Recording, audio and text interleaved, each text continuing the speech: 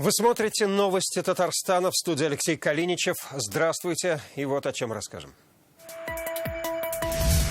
Новый из бронзы и в срок. Очень ждали. Прям вот до слез. Как в Заинске установили обновленный памятник воину-освободителю. За процессом следила Филюза Хамидуллина. В 45-м встречала день рождения у Рейхстага, а сегодня празднует свое столетие. О жизни достойной книги. Лина Зинатуллина. На грани ЧС. У нас только человеческий фактор. В Татарстане участились случаи пожаров и гибели на них людей. В чем причины и будут ли последствия, выяснял Рамиль Шайдуллин. 5 этажей разобрано, 1 восстановлен. Ведутся кирпичная кладка стен. И сегодня мы начали монтаж плиты перекрытия монолитной. О ходе восстановительных работ в Зеленодольском доме, где произошел взрыв в конце марта, расскажет Салават Мухаммадулян. В ритме победного вальса. Это тоже так же, как георгиевская ленточка. Только символ вальса, да, те эмоции после победы, когда они передавались, да, и прочувствовать, как раз-таки вот помочь сегодняшнему мероприятию. Танец победы под открытым небом увидела Алия Хайрудинова. Прошла всю войну, победу встретила в Берлине. 76-ю годовщину победы встречает в добром здравии и столетним юбилеем. Самра Бикмеева сегодня принимала поздравления лично от президента Рустама Минниханова. Он вручил ей медаль столетия ТССР и пожелал долгих лет жизни. Музыканты военного оркестра – сюрприз прямо под окнами ветераны. Самру Бикмееву знает весь дом. На стене памятная табличка в честь участницы войны. Дома цветы от родных и праздничный стол. Еще один букет лично от президента республики. Недавно только. Сегодня всю ночь вас ждала. Уроженка Буинского района Самра Бикмеева с августа 41-го была военной медсестрой. Сначала в госпитале Казани, а с 43-го и до конца войны служила операционной сестрой на Первом Белорусском фронте. Прошла через Литву, Латвию и Польшу. Такой был путь к победе. Я была и в Германии. До Германии дошла, да. Она была 5 мая на Рейхстаге. День сегодня рождения под командованием Жукова. И она всю жизнь говорила, что флаг вот этот наш был тряпочный. Ваша история достойна книги, говорит президент. Отец – участник Первой мировой. Во Второй сражались и погибли 2 братьев. А весь свой век Самра Сабировна дарила жизнь другим. В 1950-м вернулась в Казань акушеркой в 3-й роддом. Еще 30 лет работала в инфекционном отделении военного госпиталя. Про таких, как она, говорят, крепче, чем сталь. Рустам Минниханов интересуется, чем помочь. Самра Бикмеева отмечает, живет в достатке. Мирное небо – вот что самое ценное, говорит ветеран. Ничего нет, все нормально, все хорошо. Ничего не надо, все сделано. Награждена орденами «Знак почета», Отечественной войны 2-й степени, орденом Красной Звезды. И сегодня медаль столетия ТССР за многолетний труд на благо республики. Лина Зинатуллина, Давид Абдуллин, ТНВ, Казань. К акции «Бессмертный полк онлайн» присоединился государственный советник Республики Ментимир Шаймиев. Разместил в онлайн-шествии портрет своего отца Шагишарипа Шаймухаматовича. Он был призван на войну в 1941 году, сразу попал на передовую и сражался под Москвой. В 1942 году был комиссован после тяжелого ранения. Ранее к онлайн-шествию присоединился президент Рустам Минниханов. Он разместил портрет своего дяди Галимзяна Минниханова. В этом году «Бессмертный полк» из-за пандемии пройдет в онлайн-режиме. Присоединиться можно, зарегистрировавшись на сайте проекта.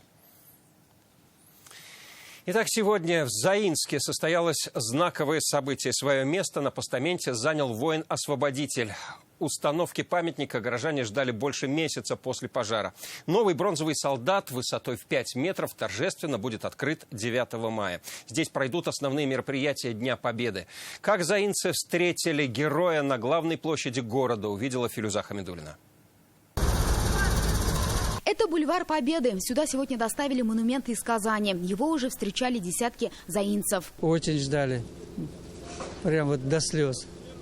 Хочется верить, что будет все хорошо и все нормально будет. Конечно, каждый день ждем. Да, должны до 1 мая, до 9 мая установить. Такое же оживление здесь было в мае 2020-го. Тогда на этом месте установили новый памятник. Но он не простоял и года. В марте скульптуру случайно подожгли подростки. Как будто чего-то не хватало.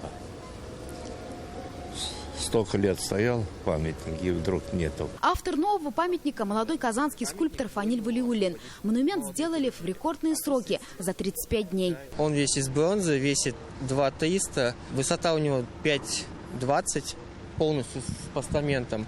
Круглые сутки работали над ним, с утра до вечера. Наши деды, отцы заслужили именно только из такого материала. То, что сохранить, что было на первом памятнике, лицо, там, образ, абсолютно на этом мы ориентир не держали. Это памятник на века. Он отлит из чистой бронзы. На это ушло 2 тонны металла. Внутри стальной каркас. Он делает конструкцию надежной и прочной. Все материалы огнеупорные. А это значит, вандалы не смогут повредить памятник воину-освободителю. С инициативой восстановления монумента выступила «Единая Россия». Татьяна Ларионова лично от партии и Фонда Возрождения координировала ход работ и подчеркивала, первоочередная задача – успеть к 9 мая. Средства на памятник пожертвовали благотворители предприятия «Заинска». Сегодня у нас радостное событие. Заинске завершили монтаж нового памятника в бронзовом исполнении, с чем я всех нас и поздравляю. День Победы здесь пройдет масштабно. Митинги, концерты, флешмобы. В районе уверены, зрителей будет больше. Символ Победы вернулся на свое место. Филюза Хамидуллина, Эрик Хабибуллин, ТНВ, Заинск. В Новгородской области, неподалеку от деревни Мясной Бор, найдены останки солдата из Татарстана. Капсулу с бумажной вкладкой с указанием имени и адреса бойца во время раскопок обнаружили поисковики Тюменской области и сразу сообщили о находке в Казань. В итоге за считанные дни, а это для поисковиков большая удача, удалось выйти на родственников красноармейца. Кем он был, узнаем из репортажа.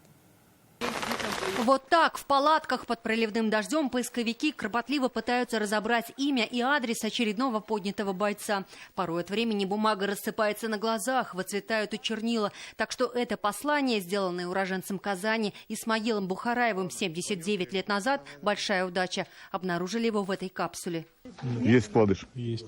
Как выяснилось, на фронт Исмаил Бухараев ушел в 32 года. Поначалу еще писал письма, потом пропал без вести. Значит, 30 лет было Исмаилу, а папе было 16. Лаля Шолтон, племянница найденного бойца. Ее отец, младший брат Исмаила Бухараева, тоже фронтовик, но ему посчастливилось вернуться домой. Для меня это был действительно шок, и я благодарна тем людям, которые занимаются этим. Найти вдруг прах моего дяди родного, да, для меня это просто очень и приятно, но с другой стороны это просто шокирующе.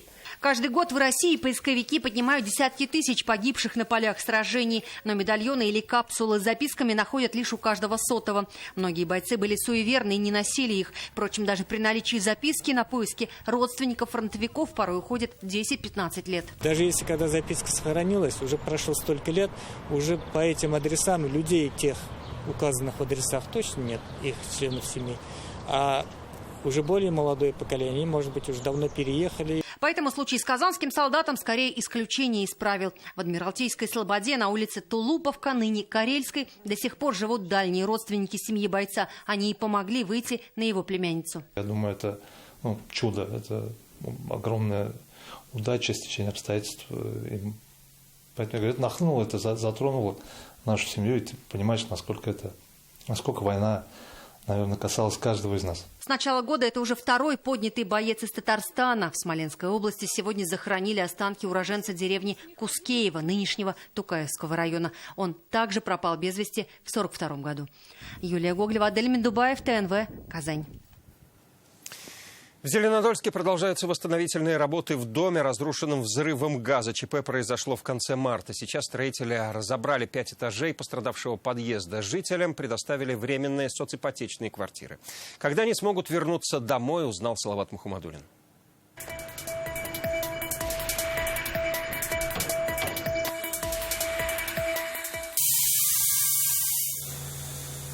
Внизу пилят металл, потом тяжелые конструкции поднимает кран. Работа у Зеленодольского дома кипит и в майские праздники. Так многоэтажка выглядела еще месяц назад после взрыва газа. Сегодня в секции, где произошло ЧП, уже нет 4 этажей. Это те самые плиты перекрытия, которые находились в эпицентре взрыва на 7-м этаже. Они восстановлению уж точно не подлежат. А это, кстати, уже кирпич, которым будут возводиться стены. Ведутся кирпичная кладка стен. И сегодня мы начали монтаж плиты перекрытия монолитной.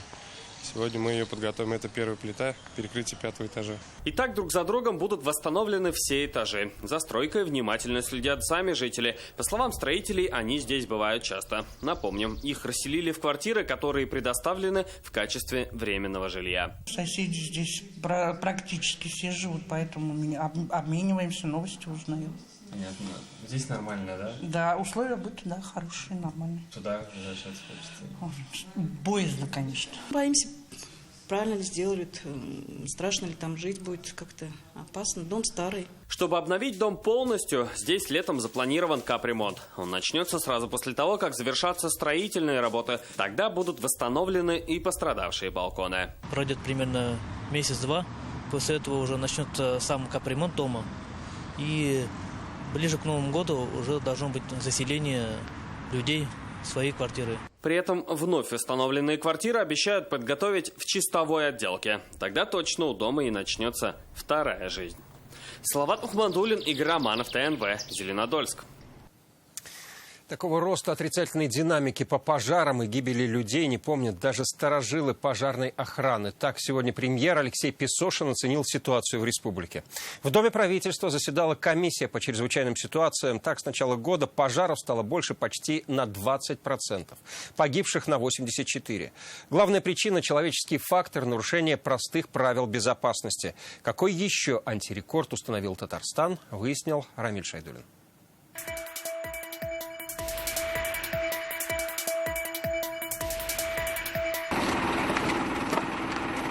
Здравствуйте. Нет ли дыма, есть ли вода в баке? С этими вопросами пожарные входят в подворье Андрея Сорокина. Он житель частного сектора. Именно такие дома в этом году лидеры по возгораниям. Причина всему – огонь. За несколько месяцев в республике резко возросло количество пожаров. В жилых секторах чаще всего горят трава и мусор, но, к несчастью, гибнут и люди. Те, кто пренебрегает правилами безопасности. Сейчас до 16 получается мая идет противопожарный режим, то есть нельзя пользоваться открытым огнем. Огнеборцы объясняют, что можно и нельзя делать с травой и мусором, осматривают территорию на предмет безопасности. Здесь все в норме, есть даже огнетушитель. Понимаете, безопасность. У меня же ребенок маленький. И приятно же, когда все есть. Ко мне претензии ни пожарная, ни налоговая, ни полиция, никто не предъявит. А это соседи Сорокиных, и к ним у пожарных есть замечания. Хозяева дома запустили дымоход. Открытая кладка может стать причиной возгорания. Вот кирпичи, видите? Вижу. Знаешь, что надо все переделывать. Пожарные просят быть внимательными, потому что такого всплеска пожаров не помнят даже старожилы пожарной охраны. С начала года в Татарстане уже больше 2000 возгораний. По сравнению с прошлым годом количество пожаров возросло на 19%, а количество погибших на них на 84%. Ситуацию сегодня обсудила комиссия по предупреждению и ликвидации ЧС. Значительный рост сразу в 10 районах республики. В 14 стало больше и пожаров, и смертей. Зарегистрировано сегодня 210 пожаров. Основной прирост пожаров составили факты горения сухой травы и мусора. Кроме того, впервые за 10 лет горят и леса республики. С начала года 2 случая. В Сибири, говорят, там сухие грозы. У нас нет такого. У нас только человеческий фактор. Разобрать каждый случай, разобрать причины и принять меры. По данным комиссии, каждые сутки в республике регистрируют не меньше 20 пожаров. Пока районы продолжают профилактику и установку противопожарных извещателей. Рамиль Шайдулин, Данил Филатов, ТНВ, Казань. В Казани предварительно от отравления бытовым газом погибла пенсионерка. Трагедия произошла в доме на улице Кайбецкой. Женщину без сознания обнаружили экстренные службы. Их вызвал сын женщины, который не мог до нее дозвониться. Причины происшествия сейчас выясняются. По предварительным данным, женщина 50-го года рождения отравилась бытовым газом из оставленной без присмотра газовой плиты. Причины и обстоятельства инцидента сейчас выясняет полиция и газовая служба. Ход проверки контролируется районной прокуратурой. Газовщики сообщили, что по стояку дома было отключено газоснабжение. Причиной утечки газа, предположительно, могла стать неплотно закрытая конфорка газовой плиты. Техническое обслуживание газовых приборов в доме было проведено в октябре прошлого года. В Татарстане объявлен в розыск мальчик 6 лет, предмет судебного спора родителей. Детективная история похищения и статистика изъятий детей по суду. Читайте специальный репортаж в интернет-издании «Реальное время». Рустам Минниханов сегодня встретился с министром по развитию Дальнего Востока и Арктики Алексеем Чекунковым. Обсуждались вопросы сотрудничества по разным направлениям, в том числе изучение опыта Татарстана в создании и развитии особых экономических зон. Напомним, у Татарстана с регионами Дальнего Востока заключены соглашения о сотрудничестве в торгово-экономической, научно-технической и социально-культурной сферах. И из Казани министр Алексей Чекунков отправился в Иннополис. Здесь он принял участие в заседании Ассоциации содействия цифровому развитию. Проекты, рожденные в республике и стенах Иннополиса, могут пригодиться в цифровом освоении Дальнего Востока и Арктики. Это и бизнес-решения на основе математического моделирования, и электронный документооборот. Почему за новыми технологиями министр приехал именно в Татарстан, расскажет Рамиль Шайдуллин. Буквально за минуту до начала встречи в конференц-зале технопарка имени Попова продолжается бурная подготовка. Организаторы распределяют места, на сцене проверяют, на месте ли все слайды. Ведь все должно быть продумано до мелочей. Сегодня здесь обсудят цифровое будущее. Для этого в инновационный город приехал министр по развитию Дальнего Востока и Арктики Алексей Чекунков. Сначала познакомился с городом. В 2015 году, 9 июня, был дан старт нашему городу. Потом с проектами и бизнесом. Татарстан, безусловно, доказал большой успех и в создании традиционной особой экономической зоны Алабуги, в создании традиционной промышленности, которая сейчас осваивает новые высокотехнологичные переделы. И, как мы сейчас видим в Иннополисе, осваивает очень впечатляющими темпами прорывные новые технологии, создание рабочих мест нового типа и привлекает как магнит людей, такой современной формации, технологичных людей. И, наверное, неспроста место встречи именно Иннополис, потому что это один из самых ярких примеров как успешной особой экономической зоны, так и родного дома для многих успешных компаний. Министр Российской Федерации по Дальнему Востоку, по развитию Дальнего Востока и Арктики. Сегодня очень насыщенная программа. В программу включили встречу Ассоциации содействия цифровому развитию. Наверное, сразу вопрос, почему ассоциация, не Министерство цифрового развития, почему? Потому что в составе ассоциации крупные игроки. Чтобы все было вовремя, все в рамках бюджетов и так далее, для этого надо мониторить и сроки, и факты обеспечения, и финансы, и документы, и так далее. Среди предложений бизнес-решения на основе математического моделирования, инновационное оборудование, электронный документооборот. Я думаю, направления их 5 основных. Первое – это возможность работать нашим айтишникам, предложив продукты для повышения цифровизации, комфортности и управляемости регионов и проектов. Второе – это образовательная деятельность в сфере высшей школы. Это взаимодействие в области обмена опытом по управлению институтами развития. Это возможность представить также университет Иннополис со своими исследовательскими продуктами, может быть, для тех задач, которые выполняет сегодня министерство. Именно здесь сегодня представляют самые успешные примеры того, как задачи высокого ответственного уровня уже сегодня можно доверить нейросетям и компьютерам. Рамиль Шайдуллин, Марат Зайдуллин, ТНВ, Иннополис. Общественность республики понесла тяжелую утрату. На 88-м году жизни скончался Александр Коновалов, выдающийся ученый, бывший ректор Казанского университета. Невозможно переоценить многогранный вклад Александра Ивановича в развитие фундаментальной химической школы, высшего образования нашей страны, в целом в приумножении интеллектуального потенциала России.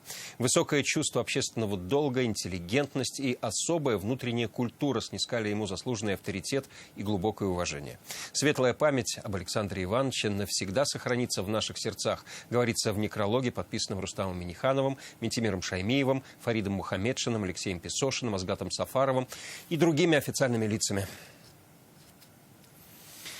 В Казани сегодня простились с человеком-легендой, дочерью знаменитого татарского просветителя Наки Исанбета Йылдыз Исанбет.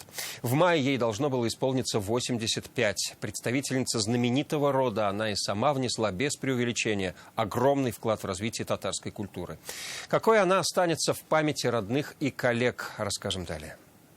Она не боялась прямо вот так говорить. Народная артистка Зеля Сунгатуллина говорит, сегодня не могла не прийти. Родом она из того же башкирского села, что и знаменитый драматург Наки Исанбет. А его дочь Йылдыз Исанбет для нее не просто учитель. Вся ее жизнь – образец профессионализма и служения своему народу. Легко получить зачет, это значит половину знаний не получить.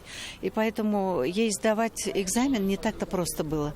По 5-6 раз ходили к ней сдавать. Наверное, правильно, потому что все, что с ней было, вот эту музыку, она и отложилась на века. Человек с уникальной памятью и настоящий интеллигент. Больше 30 лет Йылдыз Исанбет проработала в Казанской консерватории и по праву была главным музыкальным критиком своего времени, порой очень жестким. Йылдыз Накиевна запомнилась всем, кто сталкивался с ней именно как высочайший профессионал. Профессионал порой бескомпромиссный, готовый к резким суждениям. Но она имела на это право именно потому, что ее знания, ее любовь к родной культуре диктовали ей необходимость быть до конца честной. Ей посчастливилось лично общаться с лучшими драматургами и музыкантами 20-го столетия. Отсюда во многом энциклопедичность ее знаний. В свое время она защищала кандидатскую на тему Муса Джалили «Татарская музыкальная культура». Она имела доступ к уникальным вещам. Она имела уникальное общение в семье. Заслуженный деятель искусств России и Татарстана Йылдыз Исанбет совсем немного не дожила до юбилея. В конце мая ей должно было исполниться 85 лет. Похоронили ее на Старо-Татарском кладбище. Там же покоятся Габдулла Тукай, Салих Сайдашев и Бакир Манче. Юлия Гоголева, Адель Миндубаев, ТНВ, Казань.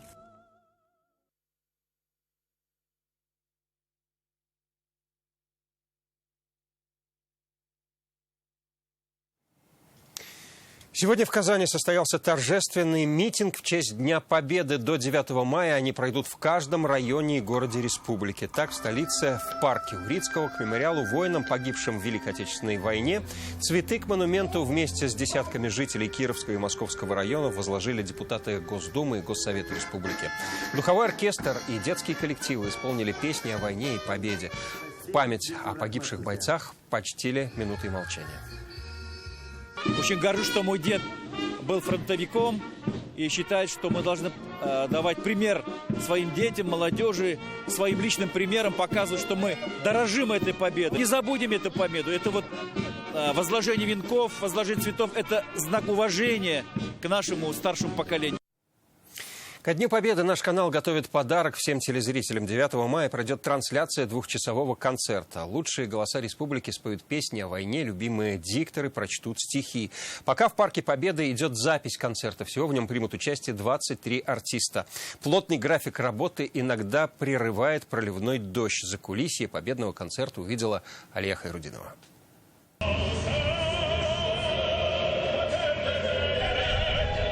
Он поет «Я говорю нет о войне». Популярный баритон Артур Исламов – внук красноармейца Тимиршаяха Закирова. Его дед прошел всю Великую Отечественную, был несколько раз ранен, имеет награды. Богатый тембр перешел ему от деда, говорит Артур. Мы должны помнить великий подвиг наших дедов. Поэтому я с большим удовольствием участвую в таких мероприятиях и буду участвовать каждый год, несмотря ни на что. Это не репетиция. В Парке Победы запись победного концерта. Идею, которая зародилась в прошлом году, из-за пандемии пришлось отложить. В этом году к участию приглашены 23 артиста и любимые всеми ведущие канала ТНВ. Организаторов сейчас волнуют только капризы погоды. Если погода наладится, то у нас 23 номера мы должны записать. Я надеюсь, что мы все это успеем сделать. И это будет двухчасовой концерт в 2 отделениях. Надеюсь, что зрителям понравится. Надеются и сами артисты. В строгом черном костюме Фердинанда Салахова нотки траура. Белый головной убор как олицетворение светлого настоящего. Знаменитый тенор поет о тех, кто так и не вернулся с поля боя, но навсегда останется в сердцах. Для меня, конечно, эта встреча с отцом, память всегда живет. Скоро уже 80 лет будет. Как в мирной стране живем. Война она закончилась, но война не закончится до тех пор, пока не найдены последние останки всех этих погибших. Несмотря на ветер, мелизмами радует слух Гульсерень Абдуллина. «Ты не вернулся», поет она и посвящает песню тем, кто так и не дождался сыновей, родных и любимых с поля боя. Наши бабушки так ждали наших дедов. В этой песне очень тонкий смысл, ее надо прочувствовать. Прочувствовать всю глубину военных песен и стихов можно будет 9 мая, не выходя из дома. 2-часовой концерт смотрите на ТНВ. Алия Хайрудинова, Адель Мендубаев, ТНВ, Казань. Вальс Победы сегодня танцевали в самом сердце Казани. Волонтеры Победы, горожане и гости столицы кружились в танце в память о тех, кто ковал Великую Победу.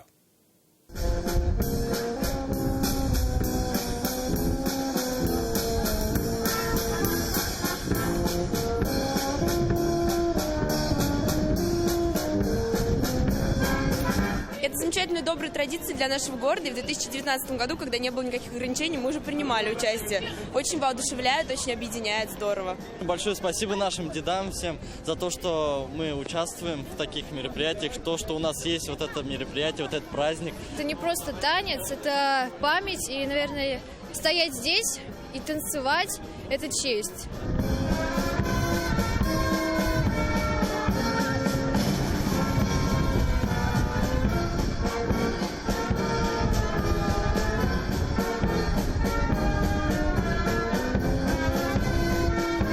Музыка, та аура, которая здесь присутствует. То есть они через эту музыку должны понимать, к чему это все посвящено, что это за праздник.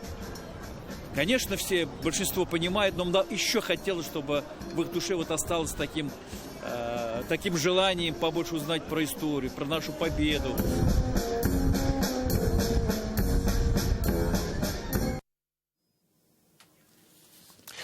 На этом все. Больше новостей в наших социальных сетях, ВКонтакте и Инстаграм. До встречи и всего вам доброго.